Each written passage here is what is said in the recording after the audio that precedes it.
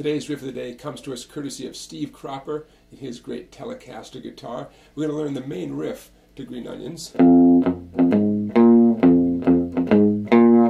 going to learn the chords that Steve Cropper plays in the beginning, and let's check out his great guitar solo as well.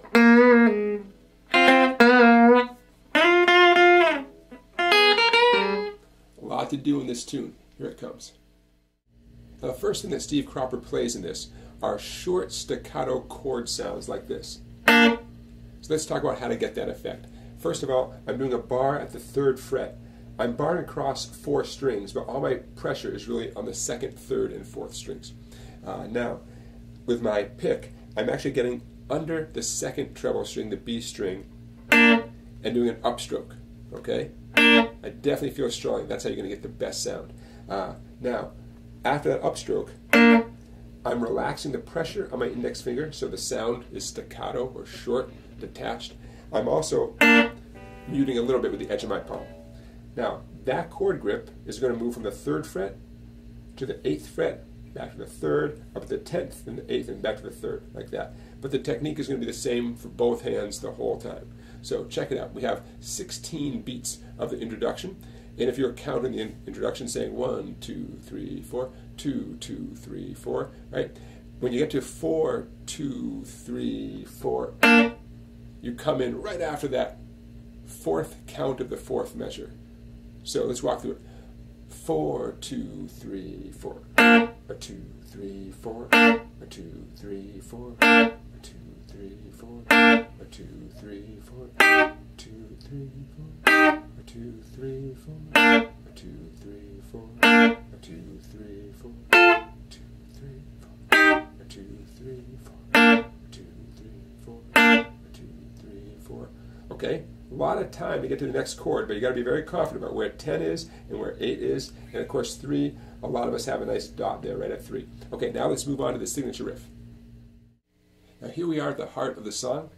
The signature riff relies on a few techniques here with your picking hand. Palm muting with the edge of your palm.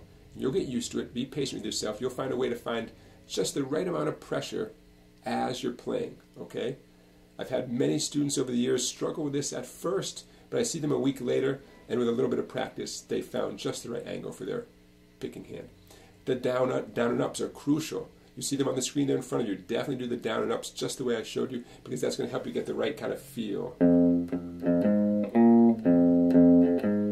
for this riff.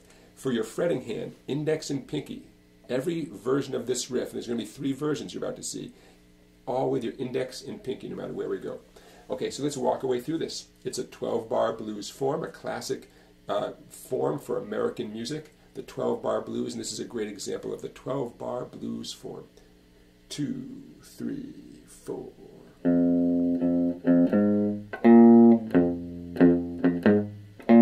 Third time.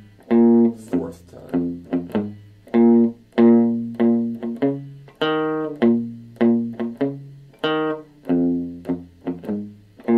I'm going to slow down for a minute here. I'm moving my hand to a new position, 3rd position, index on 3. Back to 1st position. And finally, right back where I started from. Now, sometimes I was doing a little muting, sometimes I wasn't, okay? Because I wanted you to really focus on the left hand, the sounds of the left hand. All right, there you go. There's the signature riff. Now, let's get into the great guitar solo. I made a video about Green Onions a long time ago, but I never focused on the solo like we're about to do right now, so let's check it out. This solo is a great example of playing in really good taste. Steve Cropper plays these great phrases, and he leaves space between the phrases, and I really love that. You're going to notice I'm going to be doing some bending with 3 fingers, a lot of index and ring. I'm barely going to use my 2nd finger at all, and my pinky, I'm not going to use my pinky whatsoever. Okay, so the solo starts off with a nice bend, release, pull off. And then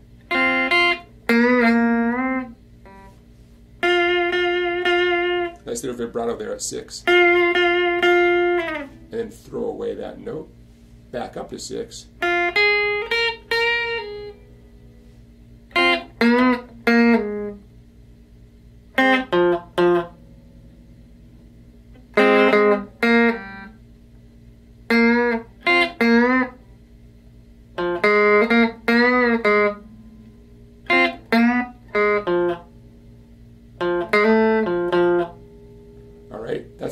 one of the solo. Okay, that's the first 12 bars of the solo. A lot of bends and releases. We saw some pull-offs, we saw some vibrato, but notice I really didn't stray too far from my home base.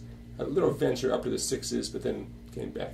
Basically, it's a F blues scale being employed to great effect in this tune. Okay, now let's move on to part 2 of the solo. Now, part 2 of the solo doesn't sound quite so improvised. Part 2 is the same riff in 3 different positions on the guitar that reflect the 12-bar blues format. Okay, we have a few counts to count us in before that first riff starts. And you're going to hear the reverb gets cranked up a little bit just for a nice effect, right? All of a sudden you have a nice echoey reverb sound coming out of his amplifier. So part 2 of the solo, after it comes out of this, from the part 1 of the solo, 2, 3, 2, 3, 2, 2, 3. Okay, so we did that 4 times, and now we're at the 6th fret, index at 6. 2, 3, back to 1, 2, 3, 2, 3, up to the 8th fret just 1 time. Same riff, right? To 6, back to 1, 2 times. And the solo is done. All right, great, huh? First 12 bars, a little more variety. Second 12 bars, he hammers home this riff, moving up the neck to reflect the chord changes. And there you have the great Steve Cropper solo from Green Onions. All right, now, before you go anywhere, don't forget to check out my website, www.song-bike.com. A lot of great videos there that you cannot find anywhere else. You can become a member of the website for as little as $10. Please like this video. I appreciate that. Please become a member, become a subscriber of my YouTube channel. I appreciate that too. It means a lot to me. And check out all the other riffs I've done since January 1st, the 365 riff-a-day riffs in this collection. We're on day 200 something, right? We're going to get to 365 as time's going to go by. We're going to get there by December 31st, all right? But go back and check out all the other ones I've done. There have been so many great riffs that we've tackled here in this video series. Hey, thanks for watching, everybody, and I'll see you with another riff tomorrow.